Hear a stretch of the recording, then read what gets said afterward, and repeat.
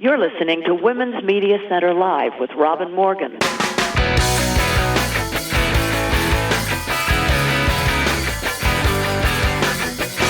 Welcome to Women's Media Center Live. I'm Robin Morgan. You know, given the flurry and the worry of the last year or so, the pressure with our ceaseless underlying terror of the pandemic, the push to evict Trump from the Oval Office, the spasms in the Republican Party, and, yes, the heartening uprising of ordinary people in the streets, given all that and more, it's easy to forget the basics. So today we are going back to the basics, the 101 of feminism, a woman's human right to control her own reproductive life, to control her own body, contraception and abortion.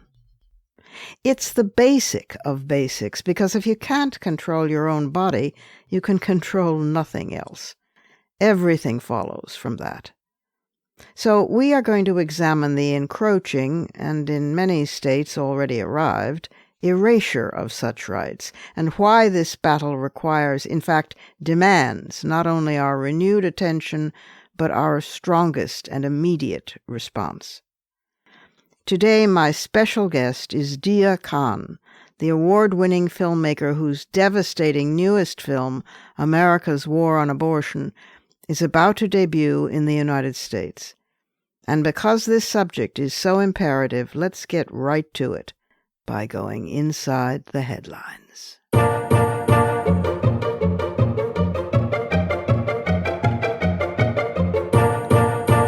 Let's begin by acknowledging gladly that 77% of all Americans support the legal right to abortion.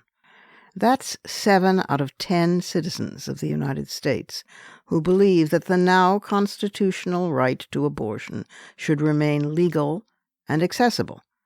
And let's acknowledge that telemedicine for use with medication abortion has been a boon to women. But let's also understand that Ohio has just banned the use of telemedicine for precisely that purpose. And let's further understand that, according to the Guttmacher Institute, states will be the main abortion battleground in 2021, that abortion rates are in grave peril, and that 2021 has already set a record in terms of abortion restrictions. An ordinance recently passed in Texas is one example, as are other under-the-radar local ordinances in towns and cities. The Texas legislature has approved the first-of-its-kind legislation for the tactics used to prevent access to abortion. It paves the way for any anti-abortion activist to sue abortion doctors, and also to sue anyone who provides even funds for an abortion, even if they didn't know what the money was being used for. Since January 1, there have been a whopping 536 anti-science abortion restrictions driven by religious ideology introduced across 46 states. Alarmingly, 61 abortion restrictions have passed in 13 different states. In fact, between April 6th and April 29th, 28 devastating restrictions were signed into law in 7 states.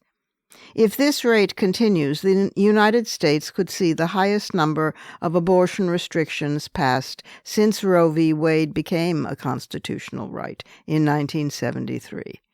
That last is information from the Freedom from Religion Foundation.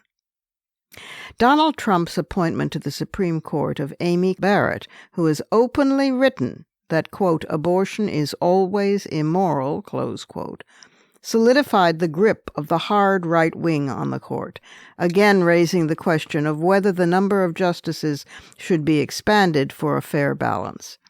Indeed, after the latest Supreme Court ruling on abortion, the Women's Health Protection Act is more important than ever.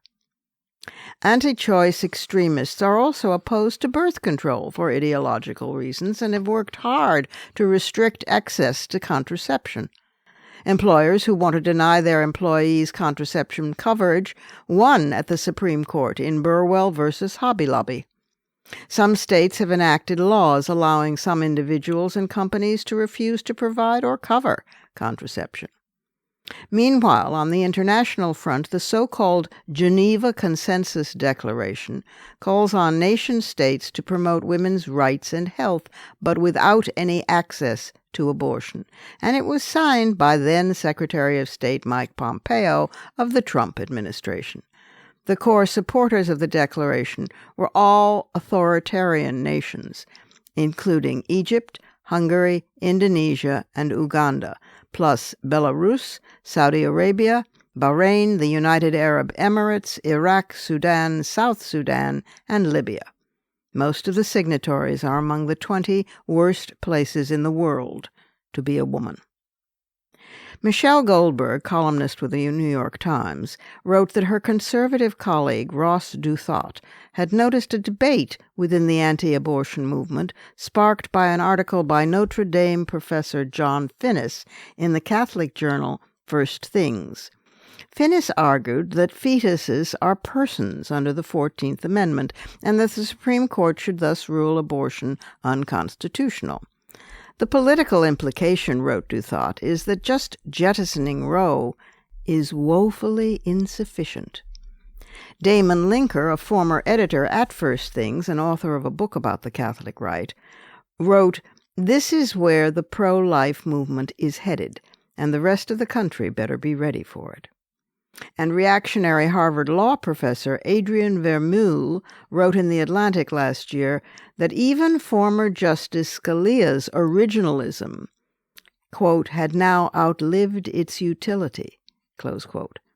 In a legal world dominated by liberalism, he wrote, originalism was a, quote, useful rhetorical and political expedient, close quote. But the conservative takeover of the judiciary has proceeded far enough that it can now be dispensed with. Instead, he endorsed what he called common good constitutionalism, an understanding of constitutional law that, among other things, quote, does not suffer from a horror of political domination and hierarchy because it sees that law is parental, a wise teacher, and an inculcator of good habits. Close quote. So there it is, authoritarianism laid bare. And once again, abortion lies at the heart of the matter, not only for women's full humanity, but for democracy itself to survive.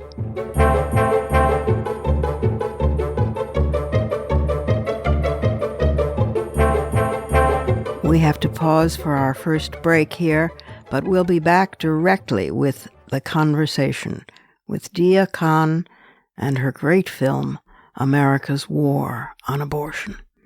Stay with us.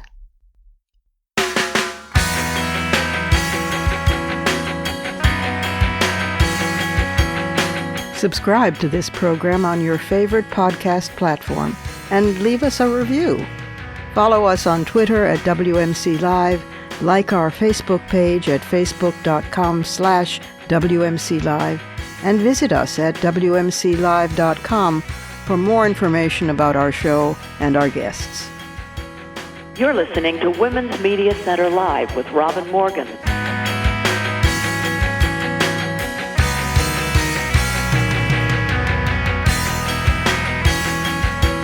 And now for our conversation. I'm so pleased to be welcoming back for a second time to the program Deeyah Khan. She is a 2-time Emmy Award-winning and 4-time BAFTA-nominated documentarian. BAFTA is the British Academy of Film and Television. She is the director and the founder of Fuse, a media and arts company that puts women, people from minorities, and third culture kids at the heart of telling their own stories. She's also a Renaissance woman. In 2016, she became the first UNESCO Goodwill Ambassador for Artistic Freedom and Creativity. She's the recipient of a prestigious Peabody Award, a Royal Television Society Award for Best Documentary Film Director, a Women in Film and TV Award, and the Special Jury Prize at the Monte Carlo TV Festival. Fortune named Deeyah as one of their most powerful women in 2016, and she has twice been included in London's most influential list compiled by the Evening Standard. She was born in Norway to immigrant parents of Pashtun and Punjabi ancestry. All that diversity shaped her artistic vision. For her recent film, White Right, Meeting the Enemy, she traveled to the United States to film with neo-Nazis, attending the now infamous Unite the Right rally in Charlottesville. This film won her a second Emmy and a second BAFTA nomination. One of Fuse's recent initiatives, born of her own experiences, is Sisterhood, a digital magazine and a series of live events highlighting the voices of women of Muslim heritage. She's also produced a number of critically acclaimed albums, including Listened to the Band, BANNED, a compilation that brought together musicians from around the world who have been subject to persecution, censorship, and imprisonment.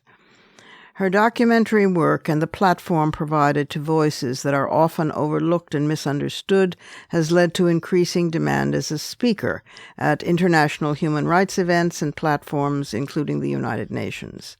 Among the many other honors for her work are those for supporting freedom of expression, human rights, and peace, including the University of Oslo's Human Rights Award and the Peer Gynt Prize from the Parliament of Norway.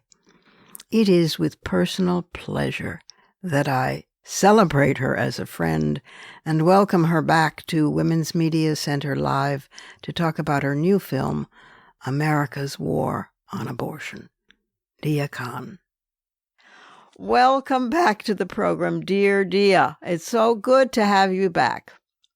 Thank you so very much. It's wonderful to hear your voice and to get to be back together again. Yes, well, the listeners get to eavesdrop because this is really a wonderful chance for us to chat. So there you go. Catch up, yes, exactly. Yeah, precisely. Exactly. Well, congratulations, my dear. So you have just come out with something quite a while in the making. The first of two new Deeyah Khan documentaries for ITV's BAFTA-winning Exposure Current Affairs program. This one, the America's War on Abortion, was filmed before and during the coronavirus pandemic, and I have to tell you, this just destroyed me. I mean, I've seen a lot of abortion films, but this was devastating. And it's now coming to America, yes? Yes, we hope that it will. Online, this is available online, right? Or will be? Yes, it will be available online very, very soon. And where will I will let you know. Okay. I will let you know as soon as, So hopefully one of the streaming platforms, and if not, we'll just make it available. Okay, all right. Yeah. So in it, you meet a man who has actually been convicted of bombing abortion clinics. And you talk especially heartbreakingly to the women who face the most difficult decision in their entire lives, and it's hard enough for them without people shouting, screaming, "You dirty whore" at them as they enter and leave abortion clinics, and to the extraordinary people who staff these clinics. What made you do this film? Following, I might add, on the heels of the White Right film, the film about white supremacy in this country. So I've always been fascinated and sort of disturbed by the issue of abortion in America. Why it's such a political issue there in the way that it just is not in Europe and in many other countries as well. And so I've always wanted to do something around it, just to be able to get a bit closer to it so that I can understand it a little bit better and then find ways of telling some of those stories. And so I was in America making another film, which is the second film of these two, which was about looking at how there's been a very sharp uptick in hate crimes and violence against Muslims in the U.S. since Donald Trump's presidency, or since his actually initial presidential campaign began. That started increasing. So I was actually in the U.S. making that film, and that's why I was there. I wasn't there to make the abortion film, and I kept reading article after article after article, saying heartbeat bill, in Georgia, heartbeat bill in this place and in that place, and abortion restrictions here, there, and everywhere. Personhood. And initially, yes, exactly. And I remember just sitting there going, this can't actually be happening. This has got to be some sort of a political game. What is this? Why is this suddenly coming up again? Yeah. So I just decided that I would go ahead and make that film, that this was the time for me to make a film about abortion, because also trying to justify to a British broadcaster why I should be making a film about this topic, let alone in the US.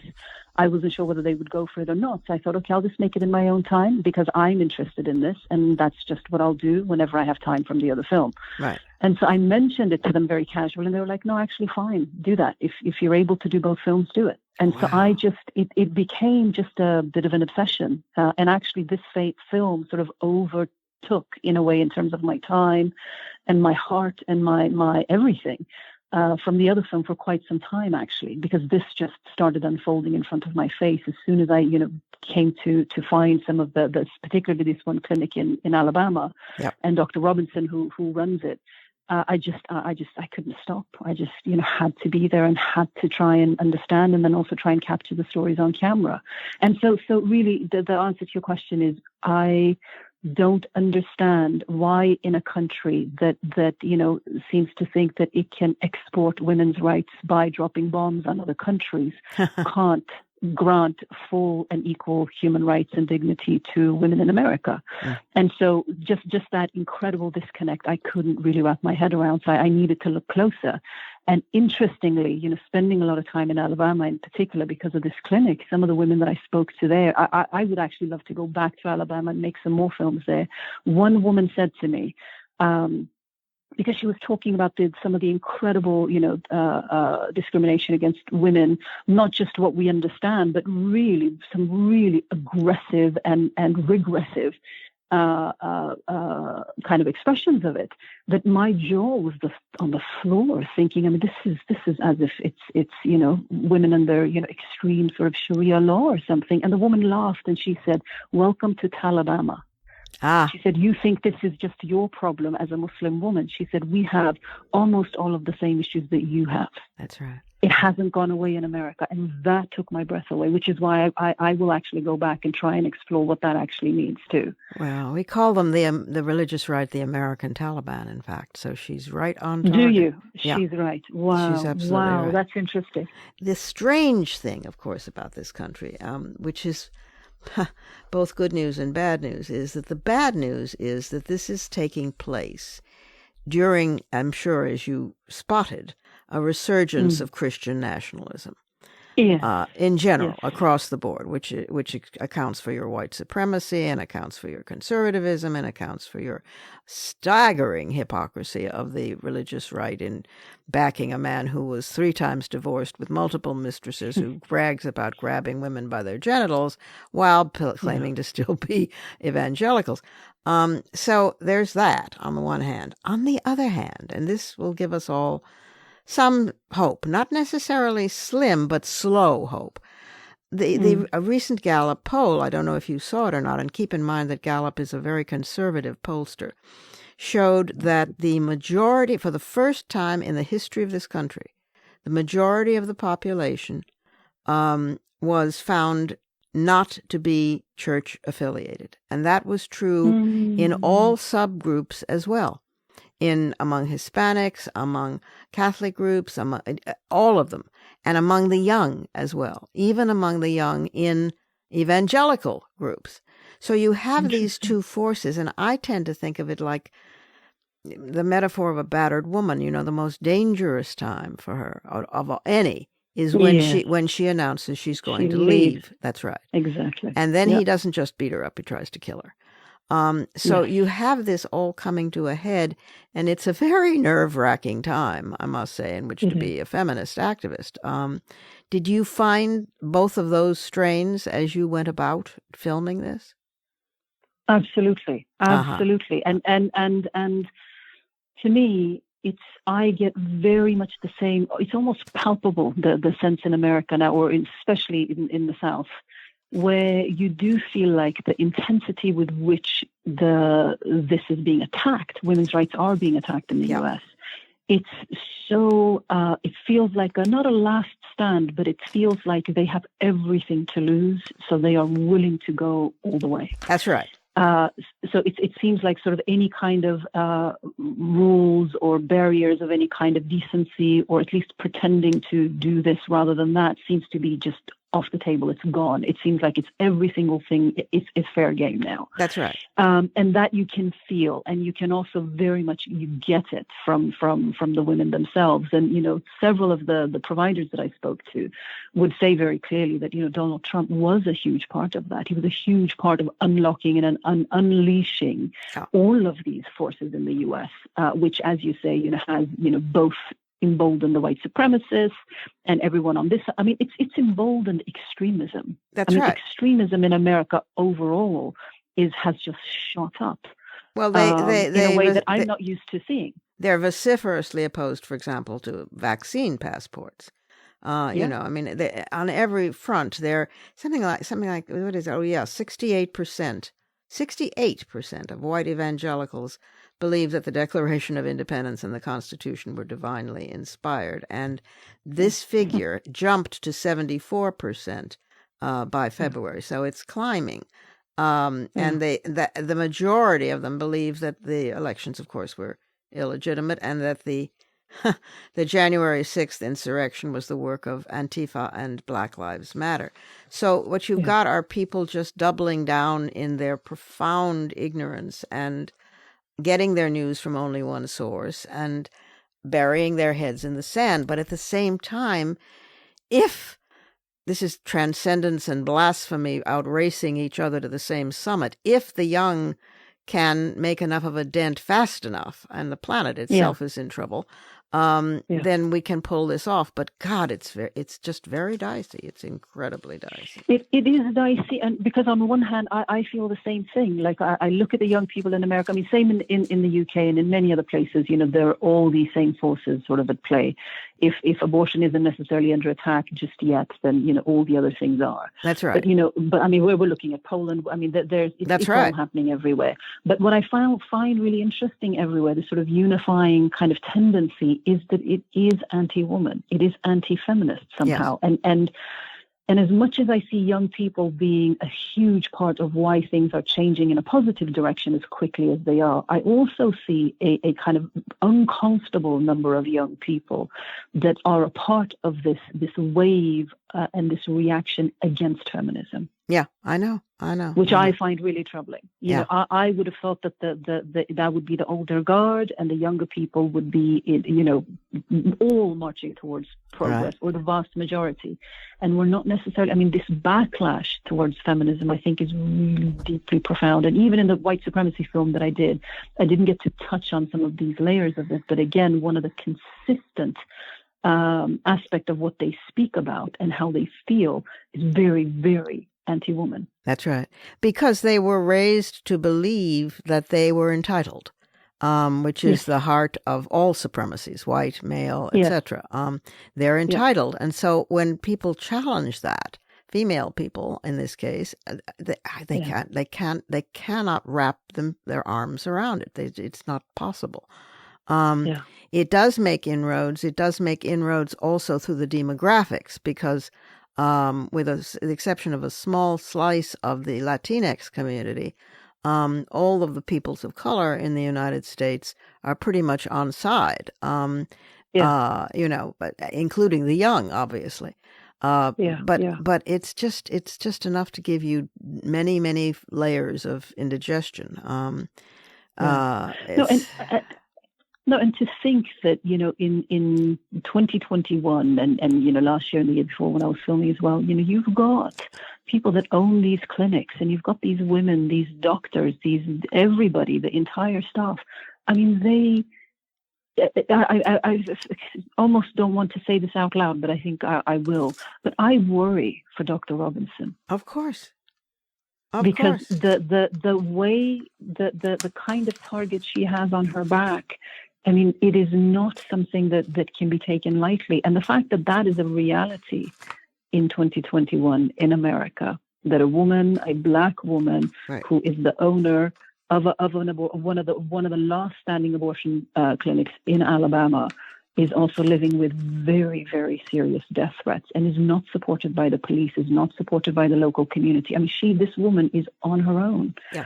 And I kept asking her, why do you keep doing it? She said, if I don't do it, then there's going to be nobody left in this place willing to do it. What's going to happen for the women? Well, and considering the history of past providers and the murders it's not hyperbole to worry. No. I mean, people are willing, and I did end up speaking with members of the, they call themselves the Army of God, who are, this loose network of basically domestic terrorists who have been responsible for the various assassinations and bombings in America. Yeah. And they are having a resurgence. They are having more and more young people contacting them. Yeah. Interested in what it is that they did and interested in what it is that they can do. Yeah.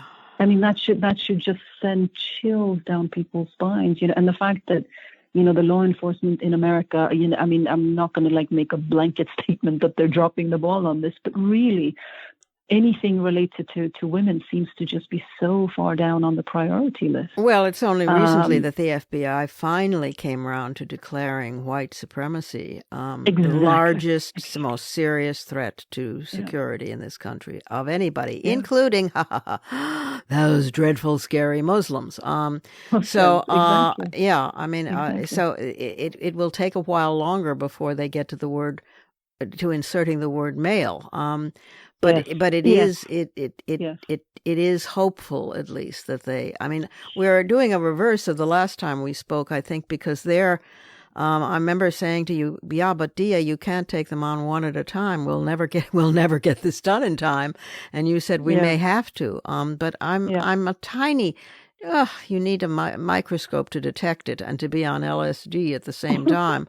A tiny bit more sanguine about the possibilities of change in this country, and that's just simply because of the election. I mean, we broke our asses mobilizing for it, and it's still, because this country, doesn't have and now has even less of easy voting procedures. It wasn't very easy to do, but we did, in fact, turn that around somewhat. And the question now is not to lose it at the midterms, and to build on it. Well, I definitely agree, and I think it's been such a relief internationally as well to see this shift happen. However, having spent as much time as I have in America, and not just in America, but in parts of America that are sort of the heartlands of Trump support and of the evangelical support and all of that, it's the fact that you had 70 million plus people still vote for Donald Trump. I know, to it's me incredible, is very, very frightening, because what I'm afraid of is that if those people, and I do realize that we're not able to bring every single person back into the fold, but if we're not able to bring a large portion of that population back into sort of the mainstream and make them feel as if they do belong and they do have a place with the rest of us, then I am terrified about the thought of a Trump 2.0.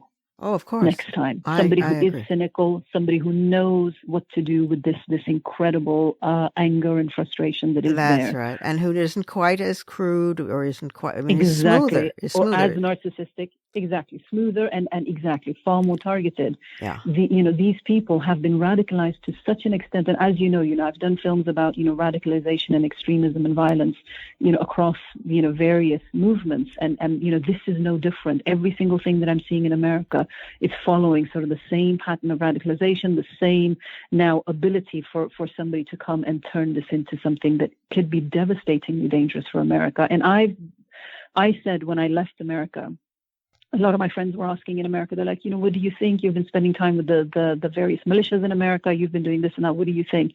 And I said, I think this is the beginning. This feels like it's the end. This is not the end. This is the beginning.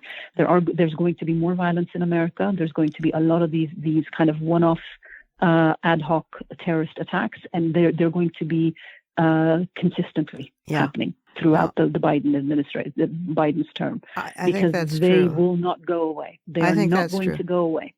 I think So, that's accurate. yeah, It's that I'm at this point I'm putting a huge bunch of my hope in demographics, because the demographics of this country are changing deeply and rapidly, yeah, and in our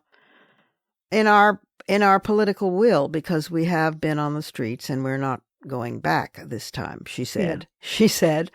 Um, Yes, yeah, but it is a yeah. terrifying time. And of course, they call for, I mean, openly since the 6th of January, they call for civil war. As more pessimistic in a way that I'm sounding today, I actually still have that same hope that I had last time. I still, even having spent time with some of these even more unbendable people recently, I do think that yes, demographics, yes, the administration has changed and the rhetoric and the climate sort of changes because of that, and everything else, and the activism and the political force that is willing to get out there with getting the boots on the ground and all of that. But I still think that there is one part that we cannot give up on, and that is community engagement and actually reaching out to these people. I know that makes the hairs on people's backs kind of and creeps people out, but I really think that there's a lot that can be done there. And when Biden speaks about healing and uniting, I think it's not about healing and uniting the rest of us. The healing and uniting has to be with the people that we don't like and we don't agree with. I agree. Right? I think that's absolutely true. So true. That has to difficult, happen. And but true. It's very, very difficult, but there's no way around that. There's no way under it and over. We're going to have to do that. And if we don't do that, we're all in trouble. We're all in some very, very, despite the demographics and all the positive things that are on our side, there's no way around this engagement. And I think, and that comes down to us. That comes down to all of us who live in whatever communities that we live in, doing our little bit, whatever our comfort levels are, but our little bit in reconciling whatever these differences are. We're going to have to figure out a way to think about how we manage our differences, how we live with our differences, how we still live in a way that is true to our principles and our values, while also ensuring that we confront this. And we don't let it pass. Just because we engage with it doesn't mean that we like it or we agree with it. No, of course not. But we've got to talk to these people. It's got to happen. It's not going to happen from them. It's got to happen from us. You are amazement. You are living, walking, breathing amazement. Tell me, take a few moments and just tell me whether you have the films, which I know have preoccupied you lately, have they left any time for your Renaissance woman other aspects, being music and sisterhood, the online magazine for Muslim women, and founding and staffing an organization for Muslims who leave the faith and become secularists and whose lives are endangered, and so forth and so on and on and on and on. Any time for anything else, or are you just babbling at this point in exhaustion? No, there has been a lot of exhaustion, and as you know, I have a small child now as well, so that takes up a lot of time. But no, I mean, I don't think it's possible for me to sort of abandon or give up on some of that other work, And I also, so whether it comes to women's rights and working with Muslim women, for example, that sisterhood is something that in one shape or another will continue, and now it's sort of feeling like, if anything, we need to actually grow it, because the need for it, both as a platform but also as potentially an actual organization, might be it just keeps showing itself as a real need. So that's something that I've been thinking about potentially growing. And then I also, I'm continuing my work around creative and artistic freedom. Because, during COVID, one of the other sort of things that have happened is there's been a lot more persecution and targeting of artists all around the world. You've seen people disappear, you've seen people assassinated and just gone. So that work has been really important for me, to make sure that in this kind of fog that we're all in and are so intensely sort of in pain because of everything that's going on, that we don't forget that this plays out in many different ways across many different lives. Mm-hmm. And we can't forget that. And we've got to continue to do our part. So So yes, I'm still doing a lot of the other work as well. But the films definitely, also physically being, in America and being farther away, definitely makes it harder to physically do some of the work. But that's the joy, I guess, or the helpfulness of the Zooms and the WhatsApps and all that kind of stuff. Oh, Deeyah, you are a voice for sore ears. Let me put it that way. Likewise. Seriously, I've so missed hearing your voice. This is so soothing. You've got no idea. Oh, I don't have any idea. We've just been hunkering down with the pandemic and trying desperately to get through it and helping others if we can, and churning out what work we can manage to do. And but it's been so desperately hard, and particularly on female people around the world. I mean, whether it's battery rates, going sky high at home, or whether it's being driven out of the workforce, or whether it's no childcare, or whether, on and on and on and on, and the general violence. Absolutely. And I think the pandemic has really shown us very clearly what was already there. It's just shown us the truth of it. And I think and just like with George Floyd as well, and I think with this incredible uprising that has happened in America, it's not that any of this wasn't happening before George Floyd. This has been a part of life, but the numbness or our willingness to look the other way, I think the pandemic, that's one of the good things that it's done, is that it's forcing us to look. It's forcing us to look at what we've otherwise been trying to look away from. Thank you so much for being back with us, my dear. You have to come more frequently, sort of be a regular. I would love to. And you must let us know when the film is fully available in the United States, Definitely. Which I think is in June or July or something like that. But you can always... It is right around the corner, yeah. Right, and people can always find out about its availability by going to your website, which is... That's right. Tell them again. Deeyah.com. So that's DEEYAH .com. .com. DEEYAH.com. And then that will deflect or you can find me on social media, whatever's easy. Okay. She is an absolute many-armed Hindu goddess, switching different faith systems. She, with different tools in each of the 8 arms, and dancing joyously on the world. So take care, my dear friend. And again, thank you for being with us. Thank you so very much for having me. What just a profound joy. Thank you. It's time for one last break, and then I'll return with those fighting words.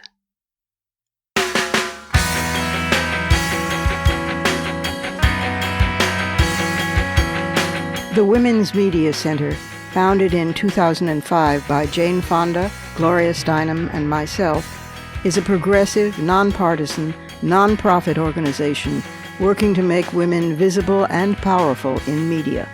You can learn more about the WMC at womensmediacenter.com. You're listening to Women's Media Center Live with Robin Morgan.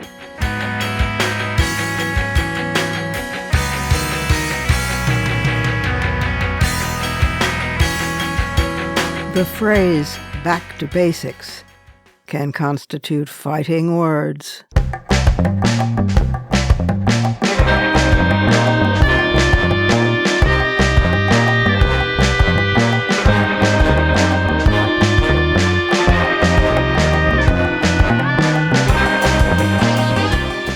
Frantz Fanon and Albert Memmi, as sexist as other men, but considerable authorities on the process of colonization and its effects, wrote about certain basic characteristics by which that process could always be identified. Primary among these were the following: the oppressed are robbed of their culture, history, pride, and roots, all most concretely expressed in the conquest of their land itself. They are forced, by a system of punishment and reward, to adopt the oppressor's standards, his values, and identification. In due course, they become alienated from their own values, their own land, which of course is being mined by the oppressor for its natural resources. They are euphemistically forced to work the land, Since they do not benefit from it, however, or have power over what it produces, they come to feel oppressed by it. Thus, the alienation from their own territory serves to mystify that territory, and the enforced identification with their colonizing masters provokes eventual contempt both for themselves and their land. It follows, naturally, that the first goal of a colonized people is to reclaim their own land. Women are a colonized people. Our history, values, and our culture, cross-culturally, has been taken from us, a gynocidal attempt manifest most arrestingly in the patriarchy's seizure of our basic and most precious land, our own bodies. Our bodies have been taken from us, mined for their natural resources, sex and children, and deliberately mystified in the process. 5,000 years of religious traditions, virulent in their misogyny, have enforced the attitude that women are unclean. Androcentric, a medical science, like other professional industries in the service of the patriarchal colonizer, has researched better and more efficient means of mining our natural resources, such as commercial surrogacy, with literally bloody little concern for the true health, comfort, nurturance, or even survival of those resources. Well, one place to begin fighting back is a humble and easily accomplished act. None of us must ever again refer to the anti-abortion and anti-contraceptive forces as being pro-life. When feminists came up with the phrase pro-choice, this was the other side's response, and the media picked up on it. Tragically enough, so did we, and this simply must stop. They are anti-choice, and in fact anti-life if we're talking about the woman's life. And by the way, it is the woman's life we are talking about, not, quote, the life of the mother, close quote, since the woman is not a mother or wishes not to be. These are small-bore issues, but language is never small-bore, since it defines how we communicate. For the rest, yes, educate and organize, pressure legislators, both local and national, remember, march and demonstrate, wave the old coat hangers if you must, sit in, get arrested, send money to pro-choice groups, do everything you can. Because this most basic of all the basics is the issue on which everything else depends. Those are my fighting words. Add yours on Twitter, and remember to tag us at WMC Live and use the hashtag #FightingWords.